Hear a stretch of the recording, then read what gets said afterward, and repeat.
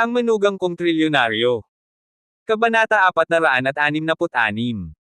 Ang mga mata ni Andrew Cheng ay walang pakialam, at may mahinang pagnisi sa sulok ng kanyang bibig. Sabi niya, talagang mayabang si Young Master Fang. Saka gusto kong makita kung anong magagawa ng pamilya Fang mo sa akin. Iwanan mo na ang mga paa mo bilang Young Master. Pagkatapos ng lahat, biglang bumangon si Andrew Cheng sa walang katapusang lamig. Ang lamig na ito, tulad ng isang malaking espada, ay direktang tumagos sa eksena, na ginawang manginig si Felix Fang na parang isang kaaway. He really dared to do it on his own. Nang marinig ni Yuhan Fang si Andrew Cheng, siya ay natakot, ngunit wala na siyang lakas na tumayo para pigilan ang mga yapot ni Andrew Cheng. Ang taong nasa harap mo ay marahil ang naayos, ang tagapag-alaga ng bansa, ang 108 na general. Sa China, walang sino man ang makakayanan ang organisasyong ito. Maliban na lang kung ang iilang martial art masters ng pamilyang Fang ang sumasamba. Ngunit sino ang makakasakit kay General Manuel Chu at sa buong China, kahit sabihin pang ito ay para sa kapakanan ng isang young master sa pangjawaitang. Leon ay isang bangungot. Nagpatuloy si Andrew Cheng, Yuhan Fang, tama ka at mali, at gagawin mo ang lahat. Pinag-uusapan mo, kung paano kita parurusahan. Nang marinig ang pangungusap na ito, hindi napigilan ang katawan ni Mr. Yuhan Fang, at nagsimulang manginig.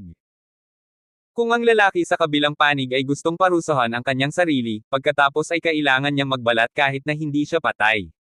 Damn!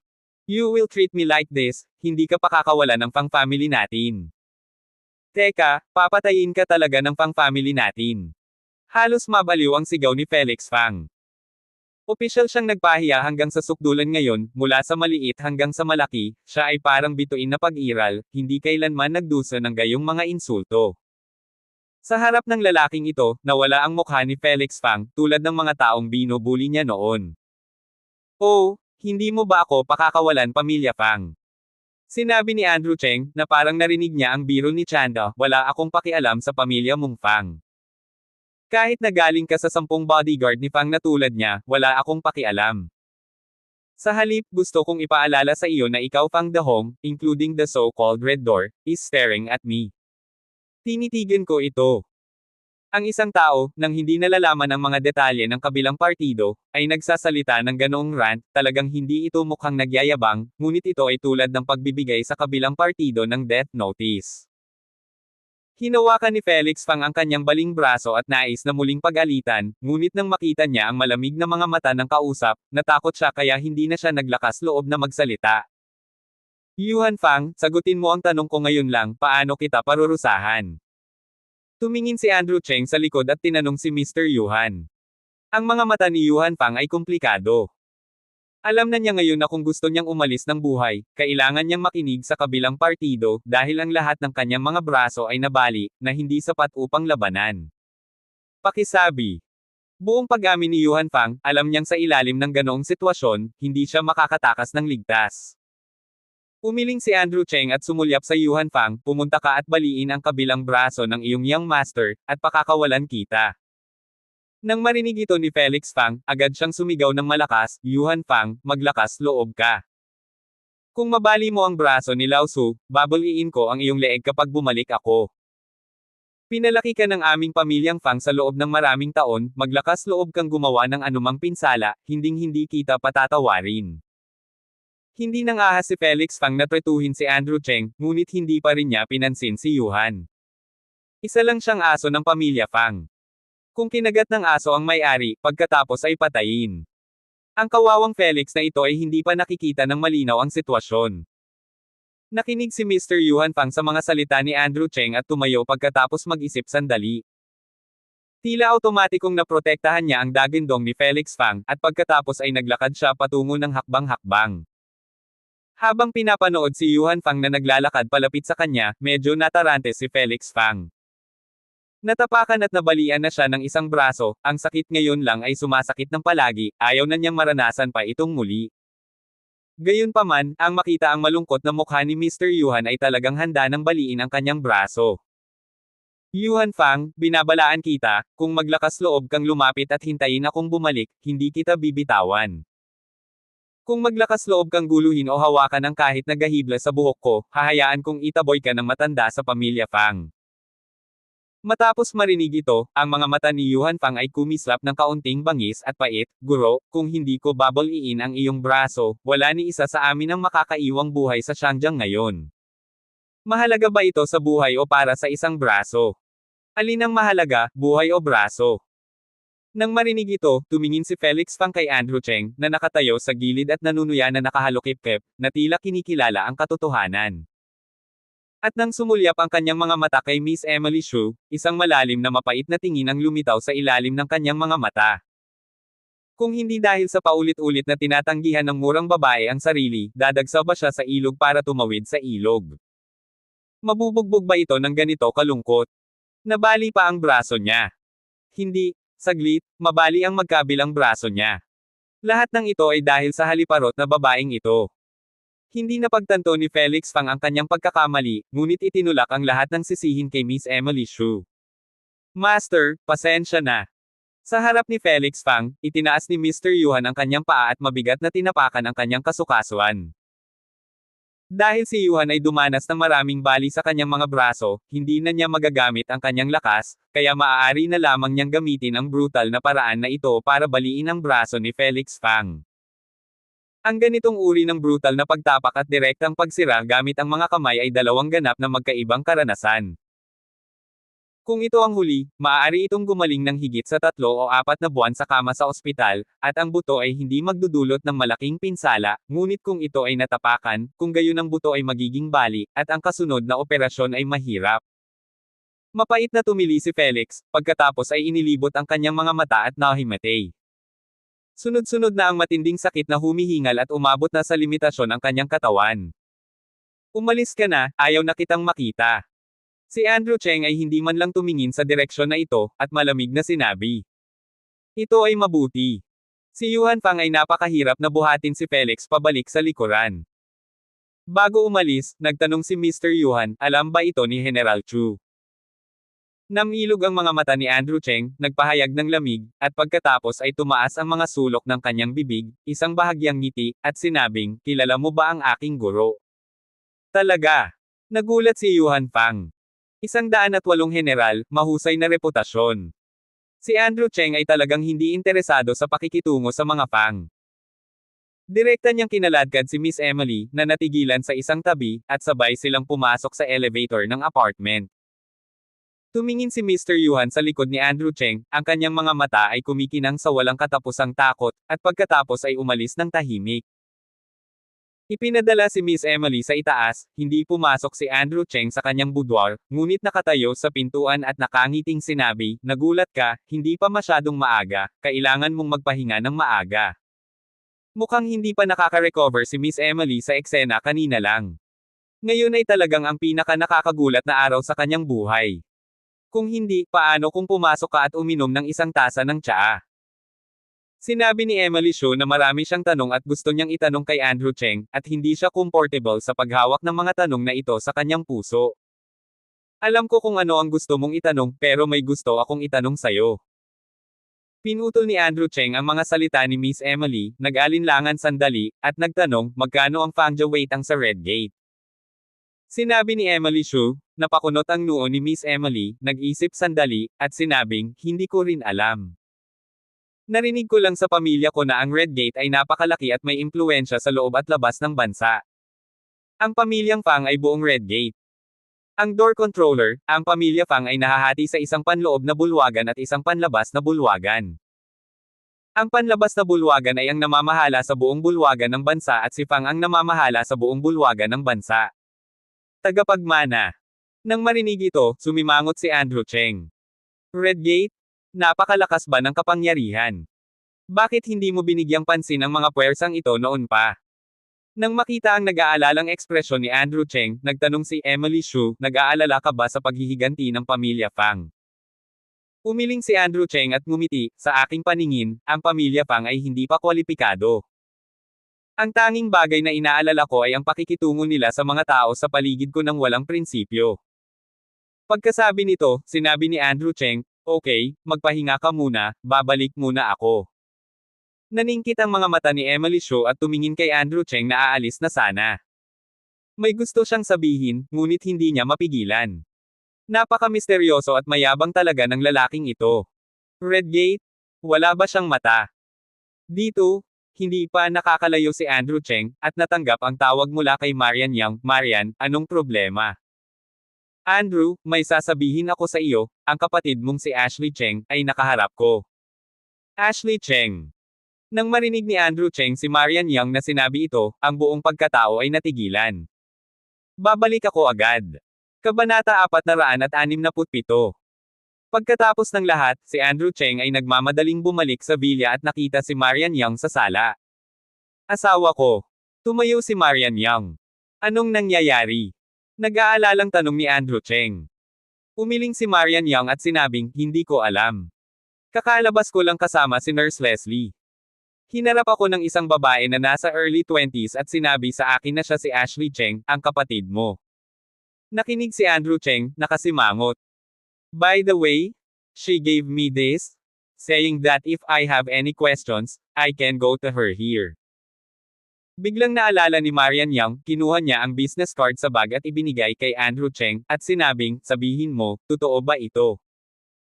Hinawakan ni Andrew Cheng ang business card at nag-isip ng mahabang panahon, na nagsasabing, hindi ko alam, tungkol sa kapatid na babae, matagal na akong nag-imbestiga, ngunit wala akong nakitang anumang pahiwatig. Nang makitang nakasimangot si Andrew Cheng, hinawakan ni Marian Yang ang kanyang mga braso at sinabing, Andrew, kung gusto mong umalis, pumunta ka lang at tingnan, at kumpirmahin. Lumingon si Andrew Cheng at tumingin kay Marian Yang. Ilang sandali pa, inilagay niya ang business card niya sa coffee table at sinabing, since pinuntahan ka niya, ibig sabihin ay ayaw niya akong makita. May problema siguro. Kailangan kong ayusin. Hindi tanga si Andrew Cheng.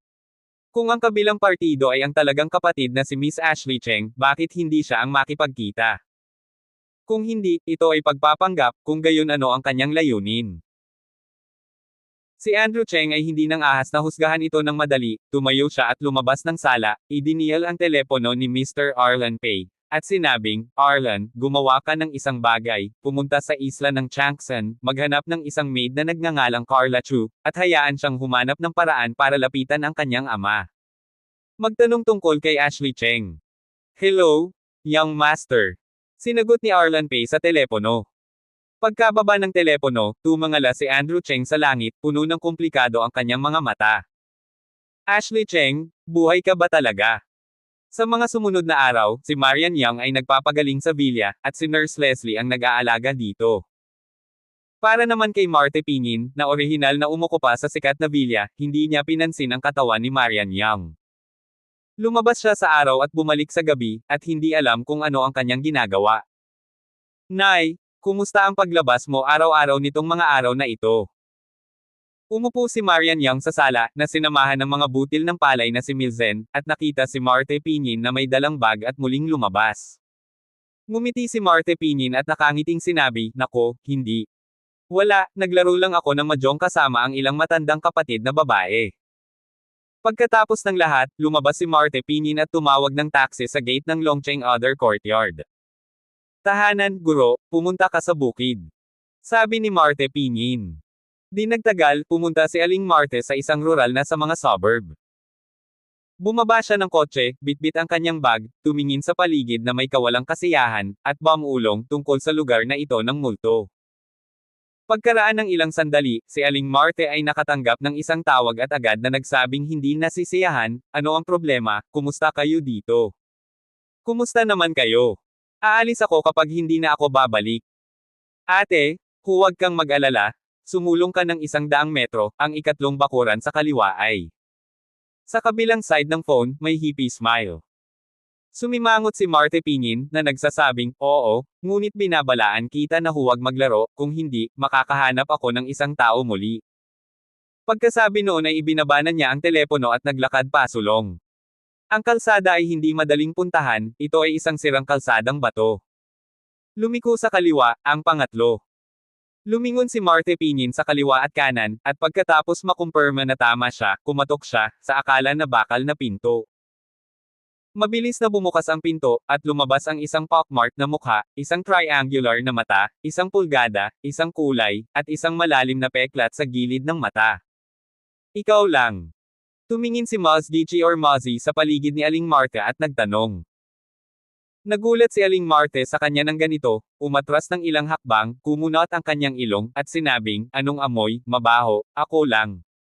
Nagsisi siya ngayon. How did she found such an unreliable person? She wouldn't thought of it unless time was tight. Hoy hipag, pasok ka na. Pagkasabi nito, ang nakangiting mukha ni Mozzie ay nag-imbite kay Marte pingin sa looban. Ang 5 o 6 na tao sa looban ay pawang mga taong magaspang ang puso.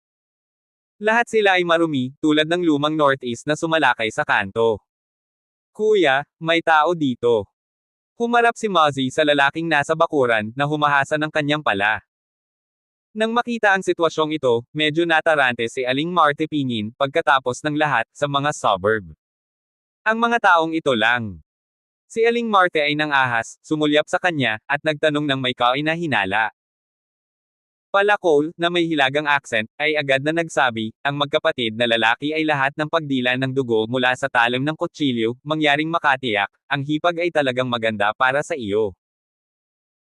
Bumulong si Marte pingin, ngunit walang paraan, sinabi niya, oo, gawin mo bukas, dadayain ko ang aking anak na babae, itali mo siya ng diretso, ngunit ipapaalala ko lang sa iyo na ang aking anak na babae ay buntis, ikaw kapag magaan ang mga kamay at paa, huwag saktan ang sinuman.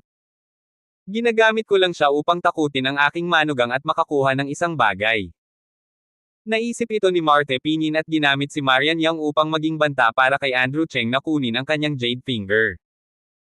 Ilang beses na niyang hinalughog ang bilya sa mga araw na ito, at kinumpirma na ang daliri ng Jade, ay dapat nasa pangangalaga kay Andrew Cheng.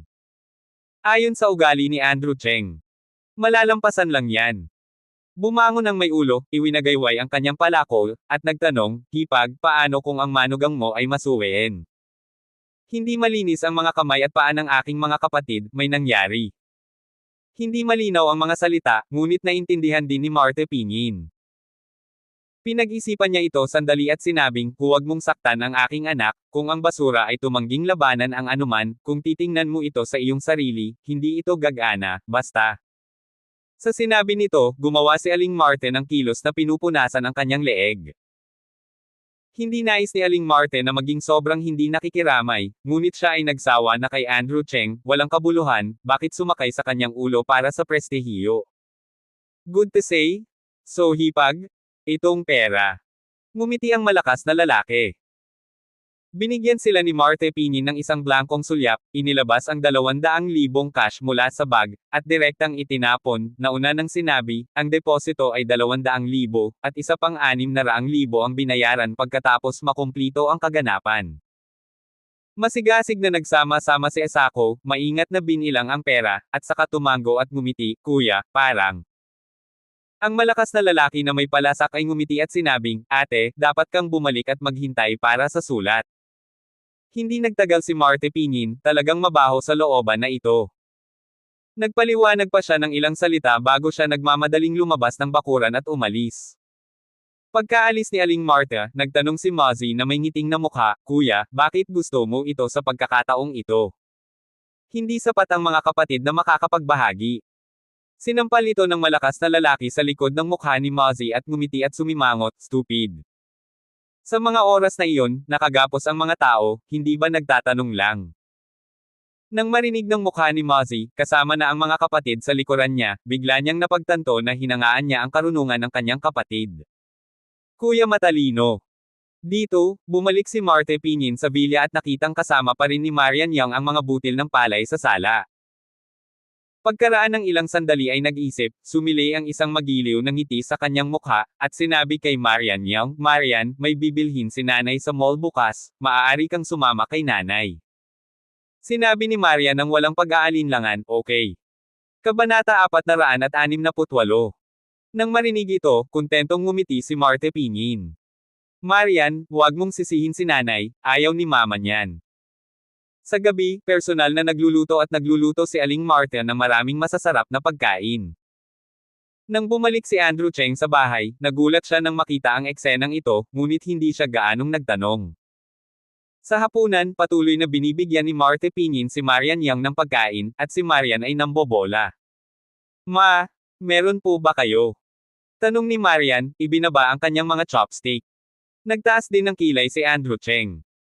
Natarante si Aling Marta, at agad nang ngumiti at sinabing, ano ang problema, hindi ito dahil buntis ka, may ginagawang masarap si nanay para sa iyo. Tumango si Marian Yang at wala nang sinabi pa. Kinabukasan, lumabas si Andrew Cheng ng madaling araw. Si Marte Pinyin ay nagtago sa kwarto, nakita si Andrew Cheng na lumabas, at pagkatapos ay hinaila si Marian Yang sa mall.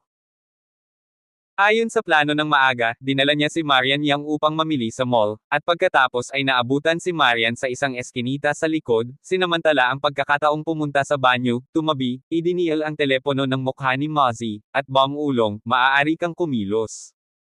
Maraming tao sa mukha ni Mozzie ang pawang nakaupo sa isang van sa gilid ng kalsada. Matapos matanggap ang tawag mula kay Marte Pinyin, tumingin sila sa bintana at tumingin kay Marian Yang na nakatayo sa likod ng eskinita. Matapos ihambing ang mga larawan, ang mukha ni Mozzie ay puno ng chuckles at ngumiti, itong babaeng ito, mahaba, it's so pretty. Ang kanilang kuya, na nakaupo sa co-pilot, ay sumulyap lang at sinabing, trabaho. Sa utos ng tatlo, hinailan ng tatlong tao ang pinto ng kotse at tumalon pababa, nakasuot ng depressed na cap at leather jacket, sa tapat ng kalsada, at mabilis na naglakad patungo kay Marian. Si Marian Yang ay nagsisipilyo ng wibo dito, at nang mapansin niyang may mali, nakita niya ang tatlong lalaki na may malungkot na mukha at nanunuya sa kanilang mga mukha. Sumigaw siya bago pa siya dumating, ngunit agad na natakpan ng puting panyo ang kanyang bibig. Sa loob ng mahigit 10 segundo, nagpumigla si Marian Yang, at sa pag-ungol, siya ay nahimatay. Bilis! Mabilis na isinakay ng tatlo si Marian Yang sa kotse at umalis, pagkatapos ay mabilis na pinaandar ang kotse, umalis sa lugar, at dumiretso sa rural homestead sa mga suburb. Ang mabilis na tugtog ay nagpagising kay Aling Marta na nagtatago sa banyo. Sa sandaling ito, siya ay pinagpapawisan at patuloy na naglalakad ng pabalik-balik, pinipiga ang telepono sa kanyang kamay, at labis na kinakabahan. Hello, kamusta? Okay na ba ang anak ko? Agad na ikinonekta ni Marte Pinyin ang telepono at nagtanong. Huwag kang mag-alala hipag, nakagapos na ang tao, ayos lang. Susunod, ipapaalam ko sa iyong manugang. Sa kabilang dulo ng telepono, ang malakas na lalaking nakaupo sa co-pilot ay tumingin sa walang malay na si Marian Yang sa likod ng kanyang mga mata, lumaktaw mula sa kanyang Katanji tanging pigire, gaya ng kanyang sinabi. Ilang mga lalaki, lahat ay nanunood kay Marian Yang, patuloy na gumagawa ng malakas na huni. Kuya, ang ganda talaga ng babaeng ito, pero buntis. Ngumiti si Asako. Tinitigan ng malakas na lalaki si Mozzie at sinabing, the bottom line in doing things, pregnant women can't touch it. Napangiti ang ilang tao. Dito, ibinaba ni Aling Marta ang telepono at huminga ng malalim bago niya inayos ang kanyang emosyon at nagmaneho pabalik sa villa. Pagkatapos, nagkunwaring nakaupo siyang mag-isa sa sala na nanunood ng TV at kumakain ng buto ng melon. Matapos maghintay ng mahabang panahon, bumalik si Andrew Cheng, at nang wala si Marian, tinanong niya si Aling Marte sa sopa, Ma, nasaan si Marian, dadalhin ko siya sa pregnancy test. Tinitigan ni Marte Pinyin ang LCD TV ng husto, at sinabing, hindi ko alam, baka lumabas siya at nagpahinga. Naliligalig. Napakunot ang noo ni Andrew Cheng, sinabi ngayon na pumunta siya sa ospital para sa pregnancy test kaninang hapon. Biglang tumunog ang cellphone ni Andrew Cheng, at tila hindi pamilyar na telepono ang ipinapakita ng telepono. Nang marinig ang ringtone na ito, nagulat din si Aling Marta, napaka-guilty. Hello? Sino te? Tanong ni Andrew Cheng. Hello? Nasa kamay namin ngayon ang asawa mo. Kung ayaw mong may mangyari, huwag kang tumawag ng pulis. Magdala ka ng 2 million farmhouses. Tutal binababa lang ng phone. Nagulat si Andrew Cheng. Kasabay nito, nakatanggap siya ng isang video sa kanyang telepono. Ito ay si Marian Yang. Mabilis na natutulog si Marian Yang sa isang kama. Ito ay isang maliit na madilim na silid. Maraming kinakalawang na machete at mga kawit na bakal na nakasabit sa dingding. Nakakatakot ang itsura. Muling tumunog ang telepono. Sino ka? Anong gusto mong gawin? Binabalaan kita na huwag mong galawin ang asawa ko, kung hindi, hahayaan kitang mamatay ng walang libingan. Umungol si Andrew Cheng, bumangon ng may layuning pumatay. Si Marian Young ay kinidnap. Damn it! Isang mahinang panunuya ang nanggaling sa telepono, kung gusto mong mabuhay ang asawa mo at ang anak sa tiyan nito, magdadala ka ng 2 milyon sa bukirin. Oo nga pala, kalahating oras lang ang ibibigay namin sa iyo at ng iyong jade finger. Tandaan mo, huwag kang tumawag ng pulis. Kung hindi, makikita mo ang asawa mo na sira ang tiyan at 2 buhay. Dudo-dudo. Binaba ng kabilang partido ang tawag. Ang huling pangungusap ay puno ng pagbabanta. Walang pag-aalinlangan, agad na tumalikod si Andrew Cheng at tumakbo palabas ng bilya, at sabay-sabay na dinial ang telepono ni Oliver Lee, kunin ang mga tao, magtungo ka sa mga tahanan sa bukid, si Marian Young ay nabihag. Ang paghingi ng pera ng kabilang partido ay peke, ito ay malamang na may kinalaman sa hanggaring makuha sa kanya ang jade finger na nakadirekta sa utos ng hari. Ang utos ng hari o jade finger ay hindi dapat alam ng mga maliliit na tao, ngunit posibleng ang may plano nito ay ang mga tao ni Helen Jing. Nakahinga si Marte Pinyin nang makitang nagmamadaling lumabas si Andrew Cheng, at pagkatapos ay mabilis na nagdial sa telepono ni Mozzie at nagtanong, okay lang ba ang anak ko? It's okay. You can rest assured na ikaw ang employer and you must come as you requested. Isusukat ni Asako ang machete sa kanyang kamay sa bahay bukirin, na may masamang ngiti, at sinabi, kung gayon, hipag, pumunta ka rito ng mag-isa at tingnan mo ang kakayahan nating gumawa ng mga bagay sa iyong sarili. Sige, malapit na ako. Sumagot si Marte Pinyin, at pagkatapos ay lumabas ng Longcheng Biyuan at dumiretso sa mga suburb. Kasabay nito, direktang pinakilos ng panig ni Mr. Oliver Lee ang 12-dosenang mga kapatid, 1 dosenang itim na Mercedes-Benz na kotse at SUV, at pumila sa mga rural na tahanan sa mga suburb. Si Oliver Lee ay nakaupo sa kotse sa sandaling ito, ang kanyang mukha ay puno ng galit, sumigaw sa telepono, ano ang nangyayari, hindi mo ba hinayaang ang mga taong lihim na protektahan si Mrs. Cheng, bakit nangyari ito? Sa kabilang dulo ng telepono, taos-puso at natatakot ang boses ng kapatid ko, na nagsasabing, Tiger, sinusundan namin si Mrs. Cheng, ngunit kaninang umaga, dinala ng biyenan ni Mrs. Cheng si Mrs. Cheng sa mall, na para bang sinadya niya kaming lampasan, at pagkatapos ay nawala. Marte Pinyin. Si Oliver Lee ay mukhang solemn na, ibinaba ang telepono, idinial ang cellphone upang kumonekta kay Andrew Cheng, ngunit hindi makalusot. Dahil sa sandaling ito, si Andrew Cheng ay direktang nagmaneho sa rural homestead sa mga suburb. Pagbaba niya ng sasakyan ay tumingin muna siya sa paligid, napakalayo. Nandito ako, ikaw naman. Kinuha ni Andrew Cheng ang kanyang mobile phone at malamig na nagtanong. Kuya, anong ginagawa mo sa amin, paano ang pera? Sa sandaling ito, si Mozzie, na nakatayo sa isang lugar sa isang 3 palapag na gusali, ay tumingin kay Andrew Cheng sa gate ng farmhouse na may teleskopyo at nalaman niyang dumating siya na walang dala. Kapag nakita ko ang asawa ko, magpapadala ang mga tao ng pera. Malamig na sabi ni Andrew Cheng. Kinuha ni Asako ang intercom at kinausap ang kanyang kuya. Pagkatapos ay kinuha niya ang isang mobile phone kay Andrew Cheng at sinabing, 100 metro sa unahan, kumaliwa sa ikatlong pinto. Pagkatapos ng lahat, direktang ibinaba ni Andrew Cheng ang telepono. Sa gate ng bakuran, ang kinakalawang na gate ni Jinbi. Walang sabi-sabi, direktang sinipa ito ni Andrew Cheng. Boom! Sinipa ang pinto, at 6 o 7 lalaki na may dalang chopper at martilyo ang nakita sa loob, na may panunuya sa kanilang mga mukha, nakatingin kay Andrew Cheng na nakatayo sa pintuan.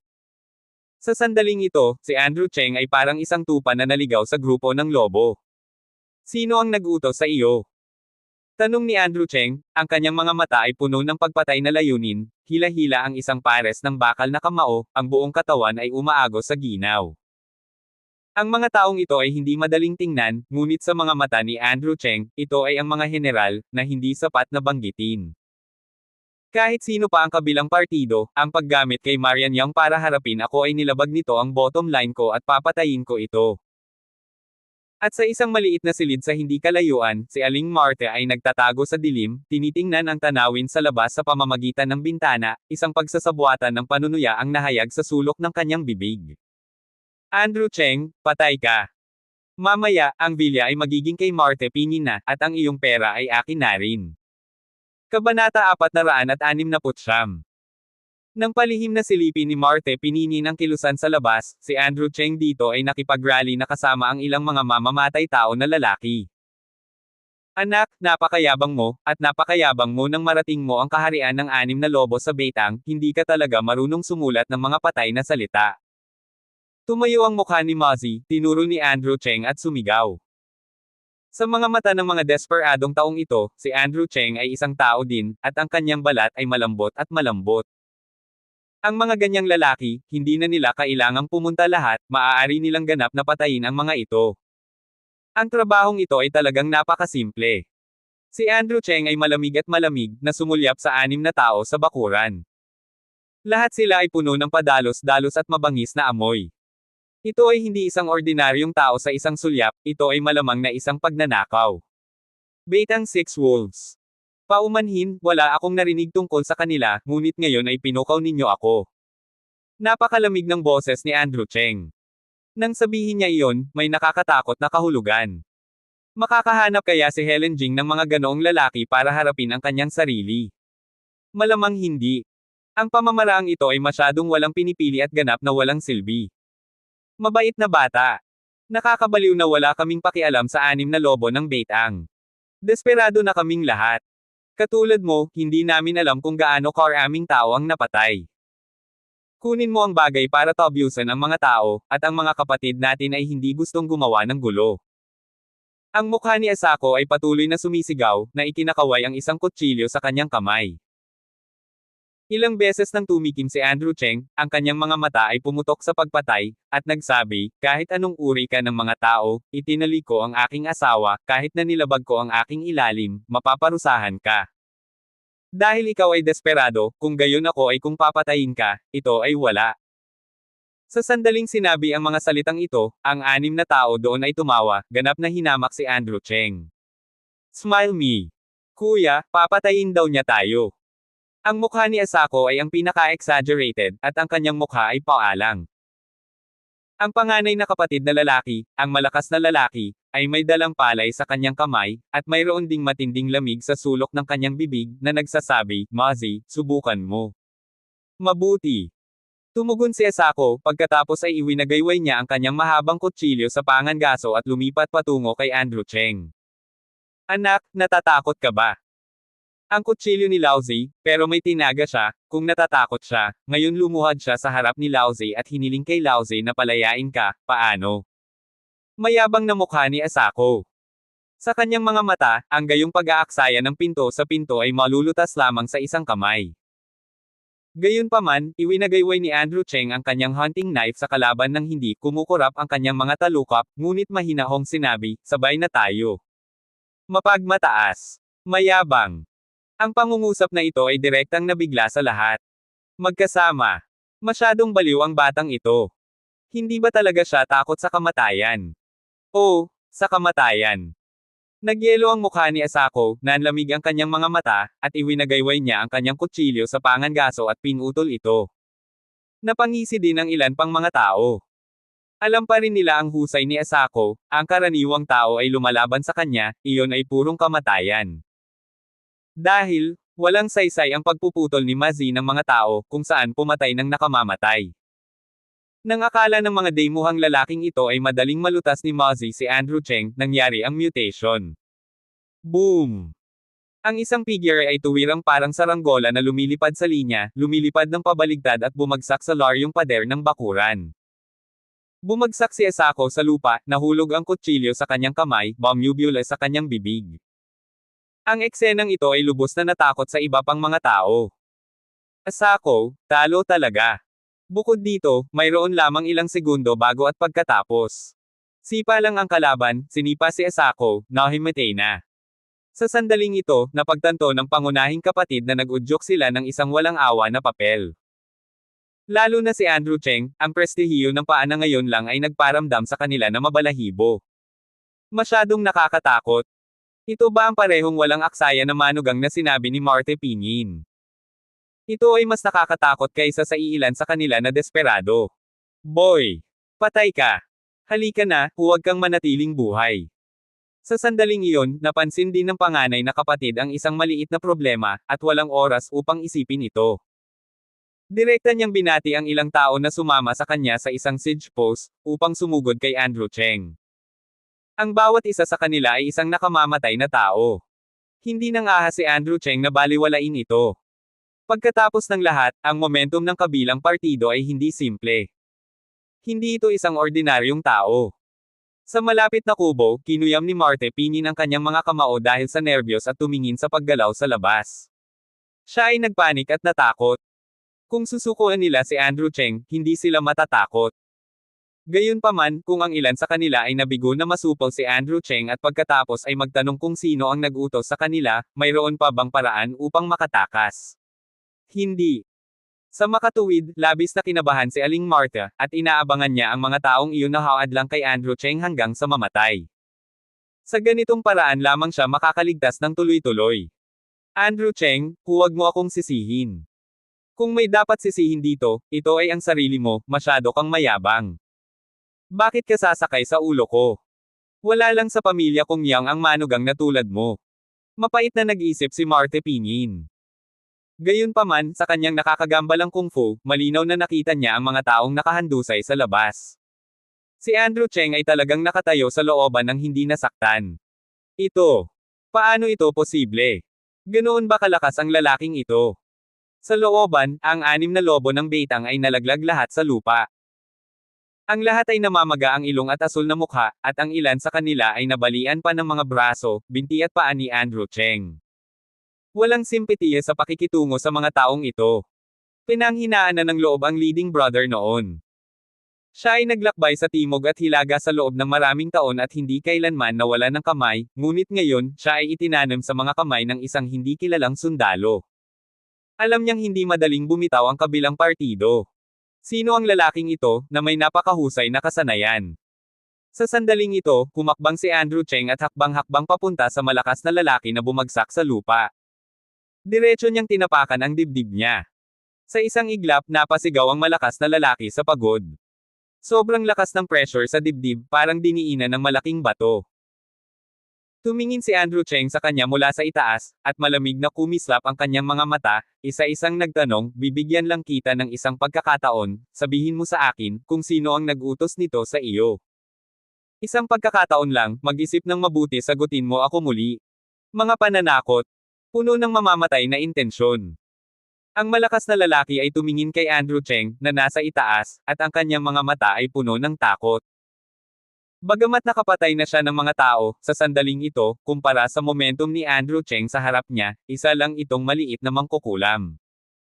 Sa sandaling ito, talagang napagtanto niya ang banta ng kamatayan mula sa mga mata ni Andrew Cheng. Sinasabi ko sa iyo, hahayaan ba nating maghanap buhay ang mga kapatid natin? Tanong ng malakas na lalaki.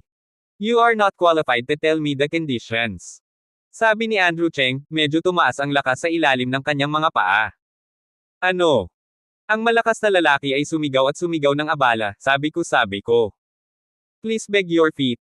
Sabihin mo. Galit na sabi ni Andrew Cheng.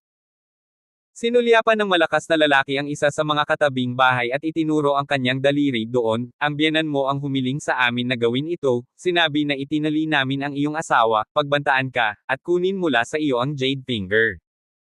At kung maglakas loob ka daw na lumaban, ay sinabi niyan, basta. Patayin ka na lang. Bumagsak ang boses. Sinandal ni Andrew Cheng ang kanyang ulo, isang pares ng nanunuot na malamig na mga mata, diretsyong nakatingin sa maruming salamin ng kubo. Ang sandaling iyon. Si Aling Martha, na nagtatago sa bahay, ay direktang tumingin sa mga mata ni Andrew Cheng, at pagkatapos ay natakot na umatras ng ilang hakbang. Masyadong nakakatakot. Anong klaseng itsura yan para magpakamatay? Natarante si Aling Martha at lubos na natakot. Sa loob ng bakuran. Si Andrew Cheng ay puno ng lamig at pagpatay, at siya ay sumisigaw. Marte Pinyin. Ang dagandong na ito ay yumanig sa buong bakuran. Kabanata 470. Si Marte Pinyin ay nagtatago sa kubo sa sandaling ito, sa sobrang takot ay nanginginig siya. Tapos na. Maglalakas loob ba siyang lumabas? Huwag manggahas. Ang paglabas ay hindi kamatayan, kundi delamination din. Bukod dito, sa pagkakataong ito ay inilipat niya si Marian Yang. Sa mata ng basurang iyon na si Andrew Cheng, ang Marian Yang ay isang counter-scale na pag-iral. Kahit na siya ang biyenan at ina ni Marian Yang, hindi magdadalawang isip si Andrew Cheng na barilin ang sarili. Sa pag-iisip ng mga ito, si Marte Pinyin ay nang-ahas na hindi lumabas. Gayunpaman, sa looban, patuloy na sumigaw si Andrew Cheng. Marte Pinyin, bibigyan kita ng 3 numero, lumabas ka. Isa. Sabi ni Andrew Cheng. Balisang lumingon si Marte Pinyin, palihim na sumulyap kay Andrew Cheng na tumapak sa malakas na lalaki sa looban. Inaalala ang kanyang husay ngayon, natakot si Marte Pinyin. 2. Pagkatapos ay nagbilang muli si Andrew Cheng, tinitigan ng mabuti ang nakasarang kahoy na pinto. Ito ang kanyang huling pagkakataon para kay Marte Pinyin. Kung hindi siya lalabas, sisisihin niya talaga ang sarili niya sa pagiging desperado. 3. Sigaw ni Andrew Cheng. Kasabay nito, ang tarangkahan ng patio ay direktang bumukas. Isang grupo ng mga tao na naka-black suit ang sumugod. Dumating si Mr. Oliver Lee, kasama ang kanyang mga tauhan. Nang makita niya ang sitwasyon sa bakuran, naunawaan na niya na mismong si Mr. Cheng ang nag-solve nito. Gayunpaman, hindi niya nakikita pa si Mrs. Cheng. Kaya naman, agad na inayos ni Mr. Oliver Lee ang paghahanap sa bakuran. At magalang siyang tumayo sa likod ni Andrew Cheng. Sa loob at labas ng bakuran, lahat ng mga bodyguard na nakaitim na suit ay nasa paligid ngayon, at may 12-dosenang itim na galap na nakaparada sa pintuan, na napakaganda at nakakagulat. Hindi pa rin bumukas ang kahoy na pinto, at hindi lumabas si Marte Pinyin. Walang magawa si Andrew Cheng. Ang lamig sa kanyang mga mata ay umabot na sa sukdulan nito, at sinabi sa malamig na boses. Dakpin niyo siya. Sa sandaling bumagsak ang mga salita, ang mga bodyguard na nakasuot ng 2 itim na suit ay direktang sinipa ang kahoy na pinto at sumugod. Bitawan mo ako, hindi ako lalabas, hindi ako lalabas. Sa loob ng silid na iyon, nagpupumiglas at sumisigaw si Aling Marta. Na-snap. Sa sumunod na segundo, diretso siyang kinaladkad palabas nito, at pagkatapos ay bumagsak ng husto sa lupa, direkta sa putik sa bakuran, at kinagat ang putik. Sa pagkakataong ito, bitbit na ng mga tao si Marte Pinyin, at si Marian Yang naman ay maingat na ainal-alayan palabas ng basement ng susunod na silid. Wala pa ring malay. Binigyan siya ni Andrew Cheng ng ilang sulyap sa nakaraan, at pagkatapos na mailabas si Marian Yang, ang kanyang mga mata ay namumula, at inikat niya ang kanyang ulo at galit na tinitigan si Marte Pinyin na nakahandusay sa lupa. Boom! Si Andrew Cheng ay hindi nagpapigil at direktang sinipa ang balikat ni Marte Pinyin, sinipa ang kanyang mukha sa mukha, pinagalitan, Marte Pinyin, tao ka pa ba? Sumigaw si Aling Marte sa sandaling iyon at sinabing, hindi ko alam kung ano ang sinasabi mo, wala akong alam. Ayaw mong aminin. Nalalaman ni Marte Pinyin na kung sasabihin niya ang totoo, malamang patay siya. Tumango si Andrew Cheng, na may lamig sa kanyang mga mata, dumiretso siya, hinawakan ang kwelyo ni Aling Marta, at tinitigan siya ng may galit na nagsasabing, ayaw mong aminin. Labis na natakot si Aling Marte sa sandaling iyon kaya hindi siya naglakas loob na tumingin kay Andrew Cheng at patuloy na umiling, na nagsasabing, wala akong alam, nakatali din ako sa kanila, hindi ko alam. Utot mo. Halata nang pinapagawa mo to sa amin. Natanggap namin yung 200,000 na deposito mo. At pagkatapos ng event na ito, ay may karagdagang 600,000, at nasa cabinet ng bahay na ito ang pera, kasama ang deposito na 200,000. Ang malakas na lalaki na nakahiga sa lupa sa tabi niya ay sumigaw sa sandaling iyon. Nang matapos siya sa pagsasalita, nakita ng isang tao na nakaitim na suit ang isang bag ng pera mula sa bahay. Inihagis ni Andrew Cheng ang bag ng pera sa harap ni Aling Marta at galit na nagtanong, ano pa ang kailangan mong ipaliwanag? Tiningnan ni Marte Pinyin ang mga puting singil sa bulaklak at tumanggi pa rin itong aminin, at sinabing, hindi ko pera ito, dumura siya sa mga tao. Hindi ko ito ginawa. Anak, dapat kang maniwala sa akin, ako ang ina ni Marian Yang, kaya paano ko magagawa ang ganitong uri ng nakakapinsalang bagay? Si Marte Pinyin ay umiiyak at napakahusay magpanggap. Umiling si Andrew Cheng sa kalungkutan, ngunit sa hindi inaasahang pagkakataon, si Aling Marte talaga ay kumilos ng ganito. Nung malapit na siyang mamatay, malakas pa rin ang pagsasalita niya. Alam din ng malakas na lalaki sa gilid, na ito ay isang pagkakataon. Inilabas niya ang kanyang mobile phone at ibinigay ito kay Andrew Cheng, at sinabing, may recording ako rito. Para sa aming negosyo, ang insurance ang pinakamahalagang bagay. Sa sandaling nakinig siya sa recording, si Marte Pinyin ay tulala. Pinandilatan niya ang malakas na lalaki at pinanood si Andrew Cheng na kinukuha ang telepono. Ang takot na si Marte Pinyin ay hindi alam kung saan nanggaling ang lakas. Diretso siyang bumangon at nagmamadaling kunin ang telepono. Gayunpaman, direktang sinipa ni Andrew Cheng at sinipa muli siya sa lupa. Pagkatapos, sa buong courtyard, ang orihinal na recording ni Marte Pinyin ng pakikipag-ugnayan sa malakas na lalaki ay tumunog, na may lamig.